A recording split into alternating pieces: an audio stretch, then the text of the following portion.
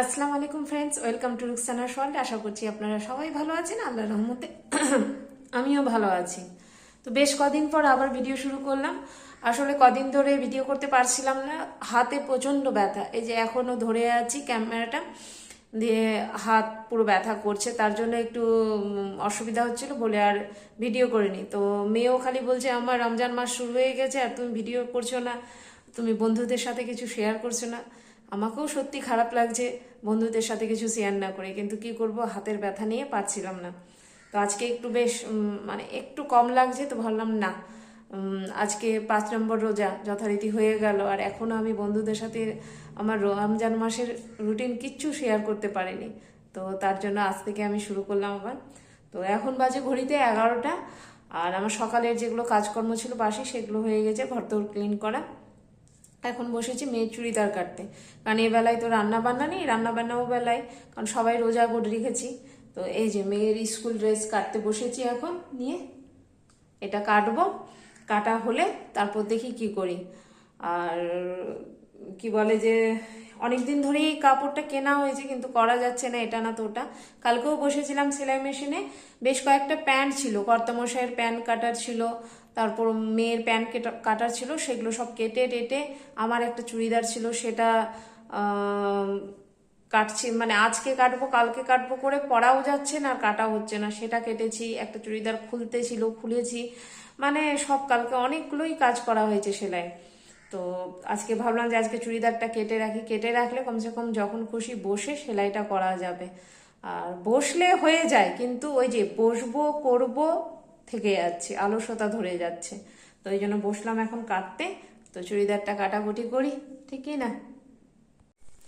এখন আসলাম আজকে গলা শুধু ভেঙে যাচ্ছে। এখন আসলাম নিচ থেকে, আর এই যে কুর্তি রেডি হয়ে গেল, শুধু কি করতে হবে, বোতাম লাগাতে হবে। হ্যাঁ, বোতাম লাগাতে হবে। হ্যাঁ, রেডি হয়ে গেল, নিয়ে চলে আসলাম এই জন্য। এই যে রেডি হয়ে গেছে, পুরো রেডি হোক তারপর আপনাদেরকে দেখাবো। এই যে রেডি হয়ে গেছে, বোতামটা লাগিয়ে দিই। এখন লাগাবো না আর বোতাম, এখন ফ্রেশ হবো, ফ্রেশ হয়ে নামাজ পড়তে হবে। না না, ফ্রেশ হবো তো বললাম না, করিনি তো। মাছ ধোয়ার ছিল, তো আজকে মাছ নিয়ে নিয়েছি, 2-3 দিনের মাছ আজকে একসাথে নিয়েছি। রোজ অল্প করে মাছ নিচ্ছি কিনা কদিন ধরে, তো রোজ ধুতে হচ্ছে। আর রোজ মাছ ধুতে আমার একদম ভালো লাগে না, একদিন মাছ ধুলাম 2-3 দিন খাচ্ছি তাহলে ঠিক আছে। তো আজকে একটু বেশি করে নিয়ে নিয়েছি, ধুয়ে রেখে দিয়েছি বলেই আজকে সকালে ফ্রেশ হয়নি। তো যাই, এখন ফ্রেশ হয়ে নামাজ পড়ে নিই। আর আর কি বলতে চাচ্ছিলাম, ও রান্না তো এখন না, রান্না তো বলেছি বিকেলে করব, সব জোগাড়পাতি করে রেখেছি, খালি করব তখন। এই যে বাজে এখন 4:30, আর ঢুকে পড়লাম রান্নাঘরে, কারণ রান্না করতে হবে, দেরি হয়ে যাচ্ছে। একটু চোখ লেগে এসেছিল, তাই দেরি হয়ে গেল, বুঝতে পারিনি। তারপর তাড়াহুড়ো করে উঠে ঢুকলাম রান্নাঘরে, আর ওখানে বসিয়েছি ঘুগনি সেদ্ধ হতে, আর এখানে ভাজবো মাছ। এই যে মাছ ভাজবো এখানে, এই যে পাবদা মাছ নিয়েছি, পাবদা মাছটা ভাজবো আজকে। পাবদা মাছ করব এই যে আলু দিয়ে, 3 পিস মানে 3টে আলু নিয়েছি, দিয়ে করব। আর বেগুন ভাবছি ভাজা করব, আর পেঁয়াজি হবে, দেখা যাক তারপর আর কি করা যায়। এখন ভেবে রেখেছি এগুলো করে নিই। আর পাবদা মাছগুলো না এত বড় বড় আজকে পেয়েছে, বেশ বড় বড়, তো 5টা আজকে করছি। এই যে দেখছেন কত বড় বড়, একদম ফ্রাই প্যানটা পুরো একদম ভরে একেবারে থাকছে। যাই, রান্নাটা তাড়াতাড়ি করে ফেলি।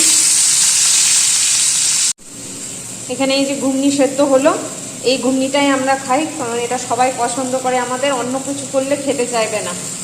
আর হলুদ এই বাদাম ডালে ঘুগনিটা পছন্দ করে মেয়ে, কিন্তু ওটা খেলে আবার পেট ব্যথা হয়, তো তার জন্য খেতে চায় না। আর এখানে এই যে বেগুন ভাজছি, একদম মানে কি বলবো, যতটা সম্ভব তেল কম দিয়েছি, ওই হিসাবে একদম শুকনো শুকনো করে ভাজছি। আর এদিকে ভাত বসিয়ে দিয়েছি। আর এখানে আলু কেটে রাখলাম, এটা সেদ্ধ করব, আলুর স্টাফিং তৈরি করে রেখে দিব। আলুর চপ খাই কি সিঙ্গারা খাই, তাতে এই আলুর স্টাফিংটা কাজে লাগবে। তো তার জন্য এটা সেদ্ধ করে আজকে রেখে দেব, দেখি কালকে যদি বানাবো তো বানাবো কালকে। এই যে আমার স্পেশাল রাঁধুনি চলে এসেছে, এখন আমার রান্না করে রান্না একেবারে ফটাফট হয়ে যাবে। দেখেন এই যে দেখ কত কিছু করলো রাঁধুনি আমার।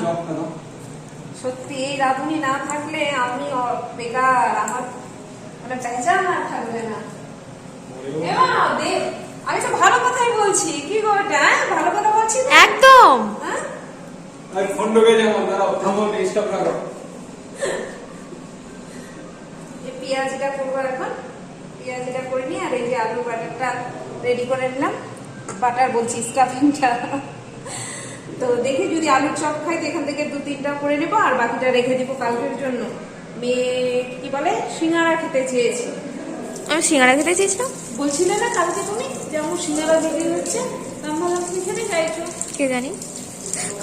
আজকে যেহেতু স্টাফিংটা তৈরি করা ছিল না, তো কত ভুলেও গেছিলাম অ্যাকচুয়ালি। যাকে অসুবিধা নেই। তো করবো, কালকে করে দেবো, আজকে করা থাকবে। আমার আলু কাণ্ড আজটা বাড়াইনি, কি হয়েছে? আজটা বাড়াওনি, বাড়াই দিয়েছে? বাড়াওনি। আমি স্পেশাল রাঁধুনি না, আমি আস্তে সুস্তে করি না।